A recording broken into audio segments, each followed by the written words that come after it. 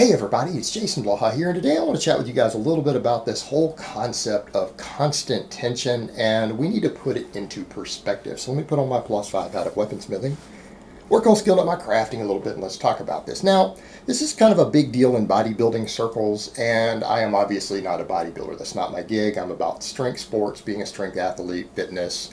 Those are my things.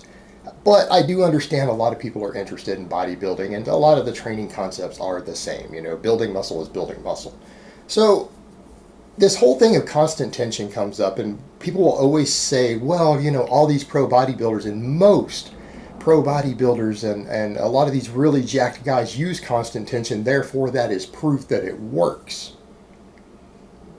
And they don't even consult what the science or the experts or anyone say about it, or even biologists or physiologists or anyone else. They just say, okay, these pro bodybuilders. Well, let me ask you guys a question. And I know this is going to sound like a ludicrous thought experiment here.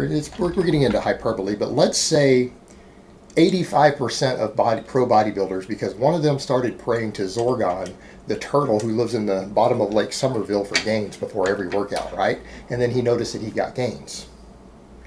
You know, let's ignore the fact that he was lifting weights and resistance training and eating tons of protein and using mind-boggling amounts of anabolics. You know, testosterone, growth hormone, insulin, IGF-1, using bucket loads of those. Let's ignore all that, and let's assume that he said, hey, I just started noticing better gains when I prayed to Zorgon, the giant turtle who lives in the bottom of Lake Somerville, for gains before I trained. And then he spread it, and then before long, 85% of professional bodybuilders started praying to Zorgon the turtle. And then they start making videos telling all of you that that is one of the magic secrets to gains. How many people would start doing it?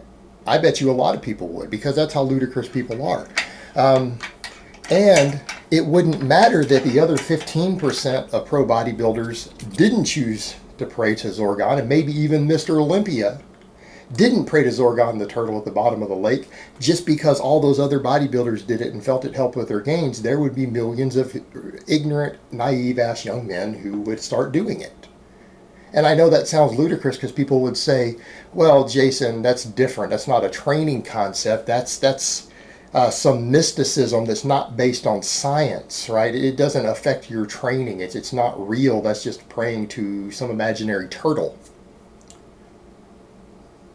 Well, what do you think constant tension is? Do you think there is any science supporting constant tension? There is about as much scientific evidence that constant tension is a factor in muscle growth as there is that praying to Zorgon, the giant turtle at the bottom of Lake Somerville, will help your gains. In fact, the guys who a year before constant tension became popular in serious competitive bodybuilding were just as big a year before as it was afterwards. In other words, the drug stacks are the only thing that changes pro bodybuilding. They don't get bigger or smaller based upon how they train. Does that really matter? Because at the end of the day, guys, resistance is resistance. Your muscles know workload.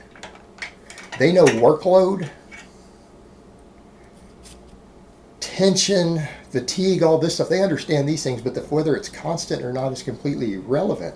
And so that's kind of the point we need to come to with this. It's not to say that constant tension will hurt your results. What I'm saying is that there's no reason to think it has any impact, positive or negative.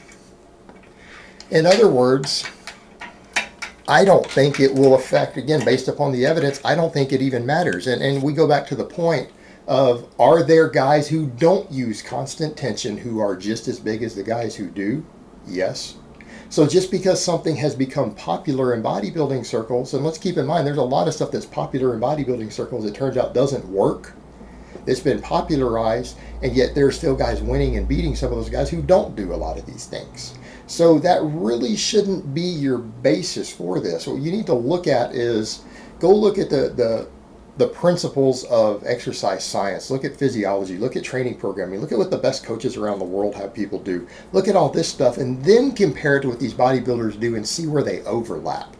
You know, see where they overlap, because you got to remember, bodybuilders, particularly at the hardcore level, they have no way to ascertain what's working and what isn't. When you are a walking science experiment on a cocktail of drugs that, again, would blow most people's mind. Do you really think you have the ability to objectively measure minor things like how much tension, or whether you're doing 15 rep sets or 10 rep sets? Do you think they really have the ability to isolate those variables? Most of their gains are coming from the drugs. And when you're on the kind of drugs a lot of these guys are on, and you're genetically gifted for gaining muscle, everything will make you big, right? Any sort of training will make you big. As long as you're training, these guys would be jacked. It wouldn't matter. Like, in other words, any pro bodybuilder you're looking at could probably completely change his training style, or could have done a dramatically different training style, because their training styles do vary enormously, and been just as big and just as jacked. Why? Because his size is not coming from the way that he trains. It's coming from the fact that he's creating any fatigue in his muscles when he's, number one, on a enormous cocktail of drugs, and number two, is very genetically responsive to those drugs. So people talk about genetics in the bodybuilding world. A lot of their genetics has to do with how do they handle the drugs. In other words, there might be a substance like testosterone that one person without the best genetics for that particular endeavor might use a bunch of it and look like a big fat bloated mess, right? He's going to gain tons of water, he's going to get gyno, he's going to get all these problems, right? And then another guy who maybe has a little better number of androgen receptor count, maybe slightly better bone structure, but also maybe produces less of the aromatase enzyme. It's things like that is what makes a lot of these guys. He would go use the same amount of stuff and look jacked. So you've got to factor that in. You have to factor that in. The way that these substances affect a lot of guys who are serious bodybuilders is very different from the way that they affect people. So there's that genetic component also. So, I mean, what you're dealing with are usually genetic super responders to anabolics who get the positive benefits very strongly, who actually don't always suffer the negative side effects as much. That's a factor. These are guys who don't suffer all the negative consequences of them to the same degree. And I mean, stuff as simple as anything from myostatin to how much aromatase you produce. Things like that dramatically impact the sort of results those guys get. It dramatically affects it. And in fact, there's been studies on some of that, finding that there are some guys who are pro bodybuilders who they look at who they don't even produce the aromatase enzyme. In other words, they can't convert testosterone to estrogen in their body. That's also a gene that exists out there. So what sort of difference does that make for some of those guys? How much easier is it going to be for those guys to have that look? It's going to be a hell of a lot easier when they go on stuff, because they don't get the bloating, the fat gain, none of the stuff that happens from mega dosing these things. So you need to look at it from that perspective when you're trying to assess what a pro bodybuilder has done and deciding if it's going to work for gaining muscle. It's not always the case, guys. What you need to look at is go look at human studies that have been done on people. Look at what the researchers are saying. And I'm not saying you should throw out anecdote, because anecdote absolutely has its place. The exercise scientists do not know everything.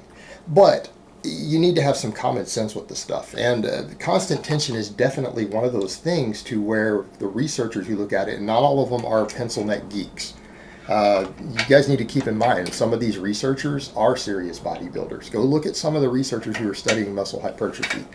You'd be surprised how many of them actually are athletes themselves, how many of them actually compete in things like bodybuilding or powerlifting, or actually a lot of MMA. There's a lot of BJJ and MMA guys who is what they do on the side for fun as a hobby, who are involved in a lot of this. So people who tend to become researchers into sports physiology and exercise science tend to be into this stuff. They're not usually someone who just studied it arbitrarily, who doesn't lift.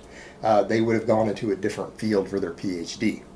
So people need perspective there when they look at that. These are people who really are looking for the answers for themselves, maybe for their own clients, for their area of interest. A lot of them really care about this stuff on a personal level as well. So you have to look at it from that perspective. And what are the researchers out there saying? That there seems to be no reason at all to even think constant tension would produce more muscle growth. It doesn't matter. In other words, there's no biological mechanism that they can think of that would even cause it to be beneficial.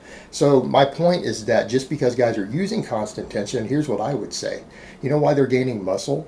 Because they're doing enough volume, they're doing enough workload, they're training hard enough, they're eating enough calories and protein, they're probably getting enough rest. The constant tension is not even a factor. That person who you're seeing who's getting jacked while using it would be just as jacked if they did full range of motion pause reps. They would be just as jacked as they are using the whole constant tension thing, right? They would be just as jacked. There's no reason to actually believe that it does anything. No reason at all, and there's no scientific reason to think so. And remember, just because something has been popularized in pro bodybuilding circles doesn't mean that it actually does anything in the human body, right? It's just habit and myth, routine, ritual. It's all it is. It's mumbo jumbo for the most part. A lot of it is. It really is. All right, guys, but that's really all I have to say on that today. I hope it's been informative, and I will talk to you guys next time.